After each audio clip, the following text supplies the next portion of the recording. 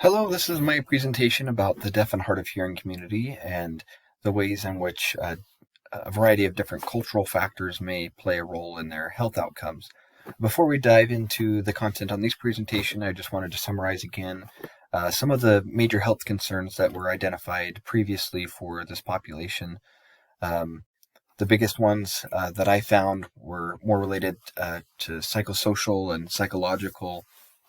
This population had higher reports of depression, higher rates of suicide, um, greater levels of anxiety. So, generally speaking, health outcomes for this population that we'll be talking about are going to be focused on those. We're going to talk a little bit about the ways in which the media portrays these individuals. Unfortunately, there's simply not enough portrayal of this community. The National Association of the Deaf mentioned that in addition to not enough portrayal, it's often inaccurate in movie, TV, film, news. Some of their concern was that when they are portrayed, more of the focus is placed on, their interpreters or the people that are there to help support them rather than on them and, what abilities and, their functional status, what it truly is. However, there is some encouraging information here on this slide. So within the last couple of years, there's been movies released recently that have better portrayal of these individuals. A Quiet Place is a movie where one of the younger characters, a young woman, is deaf, and she's actually portrayed by a deaf actress. And so, she's able to show some of the nuances or subtleties of being deaf or hard of hearing that a hearing actor may not be able to do. Another one that was really kind of interesting as I was reading about this movie, A Star is Born. There's a character who is he's kind of developing some hearing loss and some tinnitus from a career in music and exposure to loud music. But the writers and the directors, they left some of the quote unquote imperfections of life in, where he has to ask people to repeat things, and he goes to the doctor and has to seek treatment for some of his symptoms, whereas in other movies that may just be kind of glossed over. We're going to talk a little bit about how family plays a role in the health outcomes of these individuals.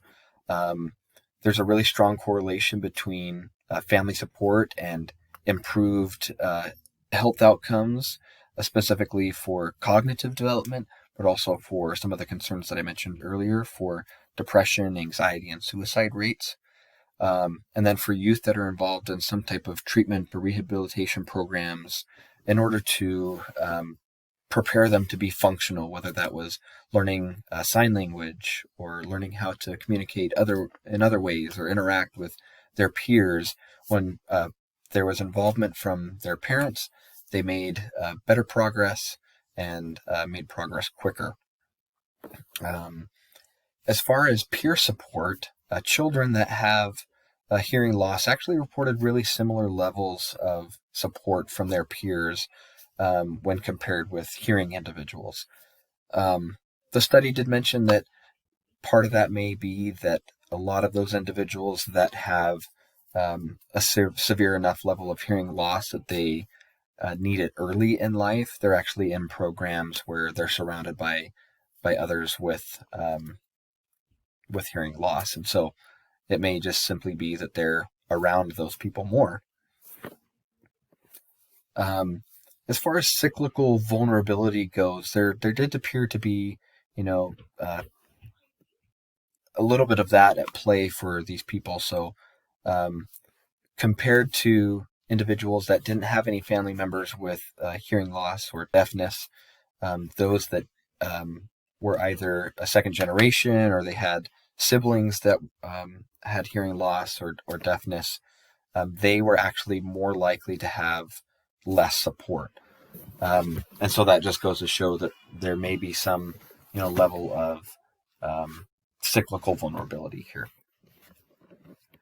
In the United States, we have the Americans with Disabilities Act that was signed into law in 1990. Basically, its goal is to help ensure that there's equal opportunity for employment, schooling, and general accommodation for individuals with disabilities. And of course, that includes the deaf and the hard of hearing. Telecommunications is one of those where they, there's programs that allow the deaf and the hard of hearing to communicate over the phone with captions through, a third-party service. And that's one of the accommodations that is provided through the ADA. Among other things, certain schooling programs receive funding and grants if they're focusing on those with deafness and hard of hearing. I did throw in this question there of how effective is this legislation really? Because, in some of the research that I did, some people in this community still feel as though there's improvements to be made. They still feel as though there's discrimination against them and they're not receiving truly equal opportunity. So there may be, room for improvement as far as the role that our legal system plays in helping these individuals. This potential barrier slide is focusing on, the ways in which bias may have an impact, or taboo, or stigmas. And unfortunately, there is still kind of a stigma for this population.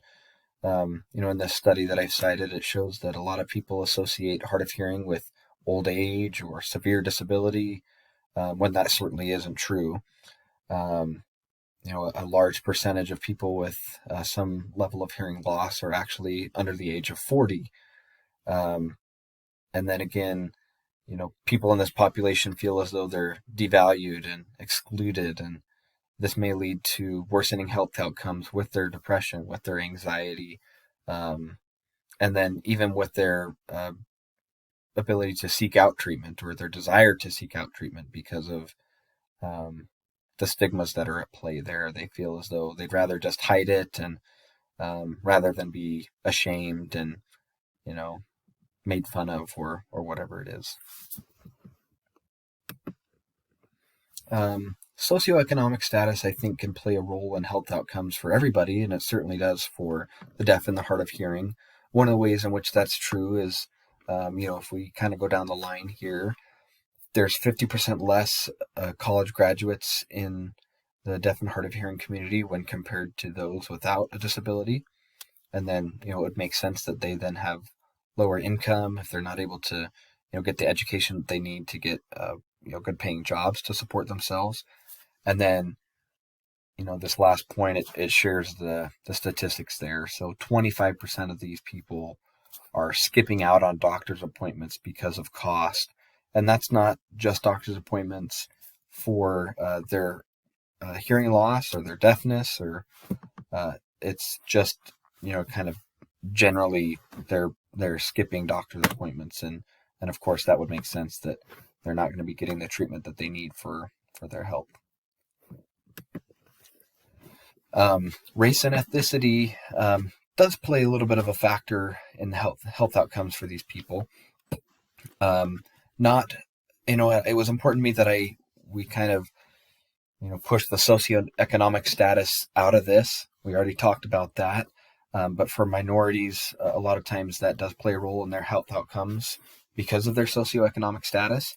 But as I've stated here, regardless of, income, minorities are more likely to have functional limitations related to their hearing loss. Whether they're wealthy or they're poor, just generally speaking, for whatever reason, it wasn't really made clear in this study, but they were more likely to be functionally limited. The first bullet point is a little bit interesting, however, is there did seem to be a role played in the level of hearing loss, at least, that they had. So people with darker skin color actually were less likely to have severe hearing loss.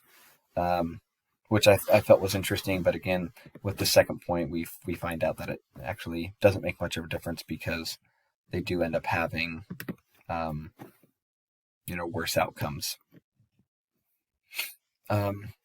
Religion was an interesting one here. I've got a lot of information here where both the community of the deaf and the hard of hearing reported, religion playing an important part, but also providers for this community and this population feel as though it's important. So I found some information that showed that those with disabilities in general and those with a hearing disability are more likely to pray several times a day than their counterparts. They're more likely to meditate as well, and they reported that increased their feelings of hope, their feelings of positive self-image, and feeling confident in themselves. And it actually reduced their levels of cognitive decline, which is another health concern from the previous presentation, that those with hearing loss may experience higher levels of cognitive decline. But when religion was involved in spirituality, that wasn't the case. There were many providers that suggested spirituality is an effective supplement to cognitive behavioral therapy.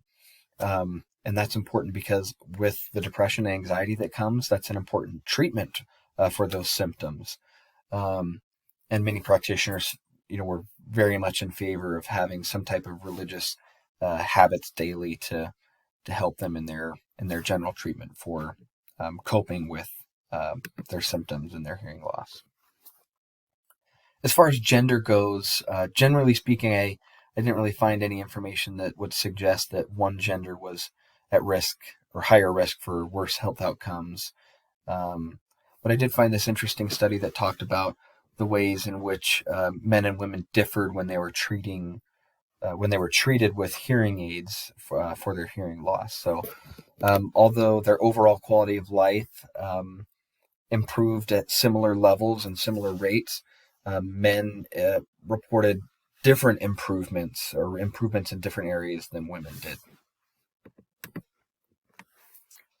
As far as geographical location goes, this study is from an organization in Australia that wanted to know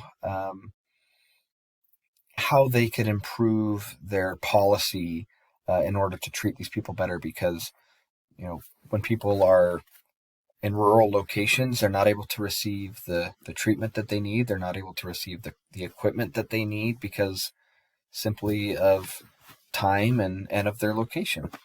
And so they suggested that telehealth may play an important role in doing hearing tests and doing therapy for helping them cope, and then also teaching them American Sign Language so that they could learn to communicate, whether that was at a young age or an old age. We're going to talk a little bit about bias and how that plays a role. We already talked a little bit about stigma, but just kind of building on that. These are a list of a couple of things that people in this community felt,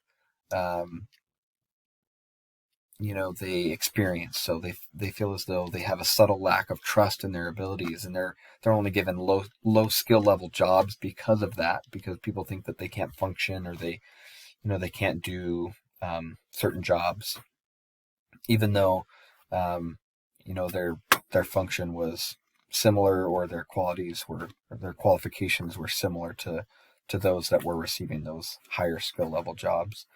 They felt like they were treated as children, and they felt as though they had to be cured, whereas a lot of people in this population don't see themselves as disabled, but rather see themselves as just unique and different. They're still able to communicate, and they're still able to function. And so they don't feel like they need to be cured, but that's kind of forced on them, or that's one of the stigmas or bias that they just feel like people think they need to be fixed. Lastly, when it comes to regional differences, the only thing that I could really think was, in areas that have socialized medicine like Canada does, I found some information that people in those areas were able to receive certain treatments, specifically hearing aids, at little or no cost, whereas in America, a lot of insurances don't cover that stuff. And, that may play a factor in their health outcomes. Thank you for listening.